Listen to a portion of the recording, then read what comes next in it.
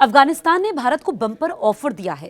तालिबान सरकार के वाणिज्य और उद्योग मंत्री अलहाज नूरुद्दीन अजीजी ने कहा, हम सबसे कम टैरिफ लगाएंगे, प्राइवेट सेक्टर के लिए पूरा देश खोल देंगे, खूब स्कोप है, पैसा लगाइए और कारोबार कीजिए। डोनाल्ड ट्रंप ने जब से 50% टैरिफ लगाया है, भारत नए नए मार्केट में संभावनाएं तलाश रहा है। यूरोपीय यूनियन से लेकर एशिया तक कई देश खुलकर भारत को ऑफर दे रहे हैं। कोई जीरो टैरिफ की बात कर रहा है तो कोई कम से कम टैरिफ की, लेकिन अब पाकिस्तान के दुश्मन अफगानिस्तान ने बम्पर ऑफर दिया है। दिल्ली पहुंचे अफगानिस्तान के वाणिज्य और उद्योग मंत्री अलहाज नूरुद्दीन ने सोमवार को कहा कि हम भारत के व्यापारियों को अफगानिस्तान आने और इन्वेस्टमेंट करने का न्योता देने आए हैं। हम उन्हें हर तरह की मदद देंगे, हमारे रिश्ते की राह के हर रोड़े हटा देंगे। इतना ही नहीं, भारतीय प्रोडक्ट्स पर कम से कम टैरिफ लगाएंगे। उन्होंने ये भी कहा कि जीरो टैरिफ लगाने पर भी बात चल रही है। हम भारत के लिए नए आर्थिक रास्ते खोलने को तैयार हैं।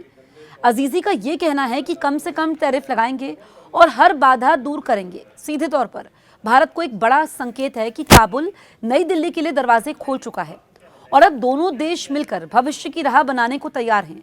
दिल्ली में कारोबारियों से बातचीत के बाद अजीजी ने कहा, ये मेरे लिए बहुत गर्व की बात है कि भारत और अफगानिस्तान जैसे दो महान देश अब एक साथ काम कर रहे हैं।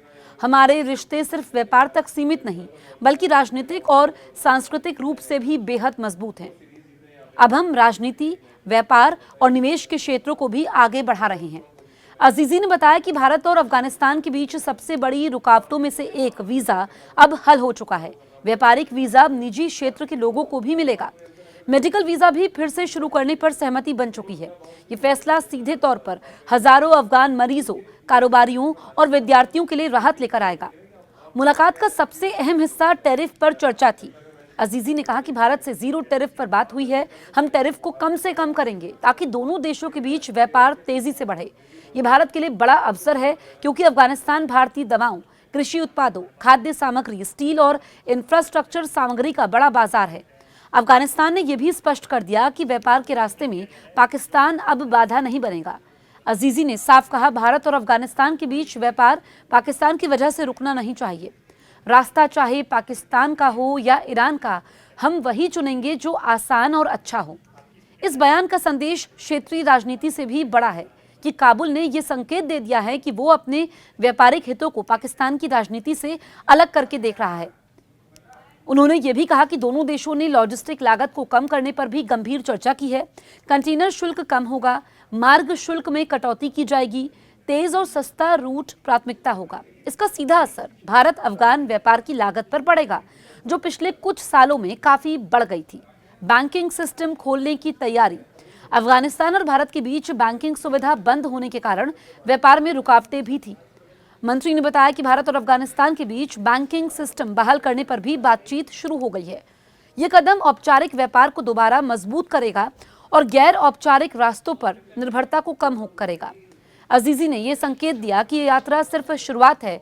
आने वाले समय में काबुल में और दिल्ली में हाई लेवल मीटिंग और होंगी। भारत और अफगानिस्तान दोनों ही इसे एक दीर्घकालिक साझेदारी में तब्दील करना चाहते हैं। अफगानिस्तान में प्राइवेट सेक्टर का स्कोप बहुत बड़ा है।